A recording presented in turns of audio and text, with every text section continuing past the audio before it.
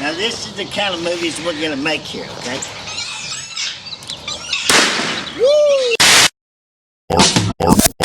Art 101 with Mr. Burgher.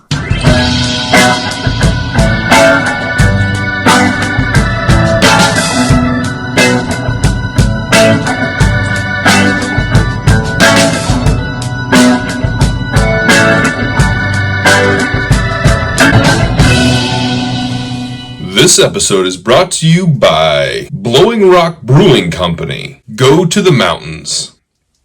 Well, hello again, friends, and welcome back to Art 101 with me, Mr. Burgher. I'm a professional artist and professional educator attempting to bring you the absolute best in art historical content and videos. The head of my fan club is Nan Gora Sweater.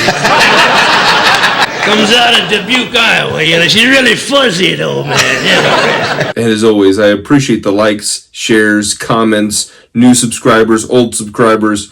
You know, I'm not picky. I like it all. You don't like it? You know, it wasn't terribly long ago, and I created this video on ancient Egypt. I don't know. And in that video, I spoke a little bit about the process of mummification. Now, mummification is a 4-step process that the ancient Egyptians went through. And instead of that being just a part of that really long video, I thought I'd give it to you right now just by itself because I think it needs its own attention. The Louvre Museum in Paris has over 67,500 artworks from ancient Egypt, including several mummies. Whether or not you want to put it in the box of art or not, mummification is a topic of conversation. Why on earth would a museum put a mummy in it? That's an excellent question. And the only answer that I have for you is, would I want somebody in the future to dig up my dead parents and put them on display in an art museum? No. The remains themselves are not artwork. However, because these mummies can be seen in the context of an art museum, it is appropriate to examine them. Mummification is as identified with Egyptian culture as the pyramids. In less than a month and a half, a freshly deceased person can be preserved for all time as a mummy. There are basically 4 steps of mummification. The embalming priest takes the identity of Anubis, the jackal-faced overseer of the grave and manager of the souls.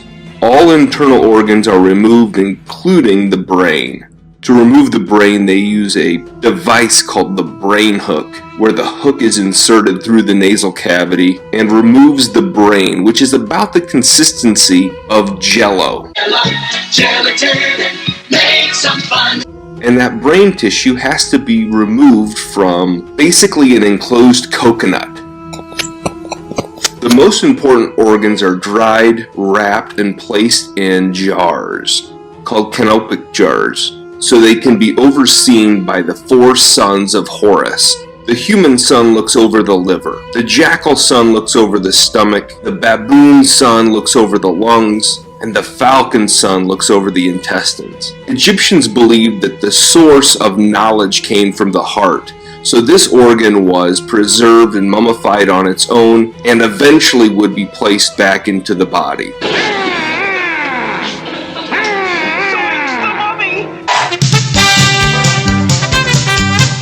The body must be dried with salt. Over the course of approximately 40 days, the body would be laid out onto a specially designed table that helps the liquids of the body run off, while the inside and outside are dried with a giant pile of salt. In order for the body to hold its form, it is stuffed like a Thanksgiving turkey. Look at that. Oh, it's just a little dry. It's fine. Look into it. Here's the heart. Only this body is stuffed with linen, salt, sawdust, and various spices. G.I. Joe heads across the desert in search of the mysterious missing mummy. Suddenly, an earthquake.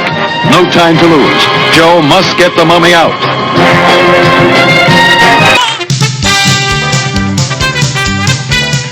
Next, the body is wrapped with linen bandages. As much as 4,000 square feet of linen is used in this process. Protective charms and jewels are placed in between the layers of the linen that are adhered together by a unique blend of saps and honey. You are running out of time, and we are running out of patience. The final step in this process is for a mask to be placed onto the deceased, and then they will be placed into one or more coffins and then perhaps a sarcophagus. Depending upon the importance of the individual, this process kind of looks different.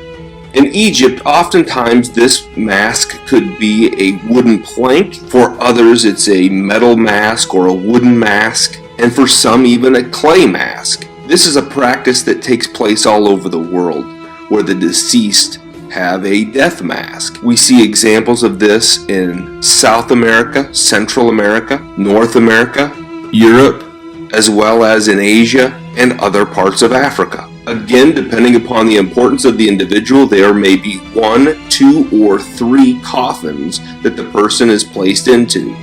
For the very most important people, those coffins or caskets are placed into a large stone box called a sarcophagus. Immortality was a privilege only to the very most important people in society. To assure that their souls would live on, the body must be preserved through this very scientific and religious process. The Egyptians believed that the best home for the soul was in its own body, and so this 4-step process allowed for the body to be preserved and the soul to have a home.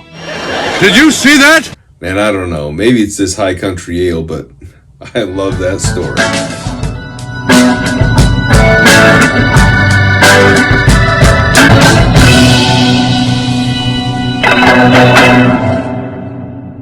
Could I have just one more ride, Mommy? Can I, huh?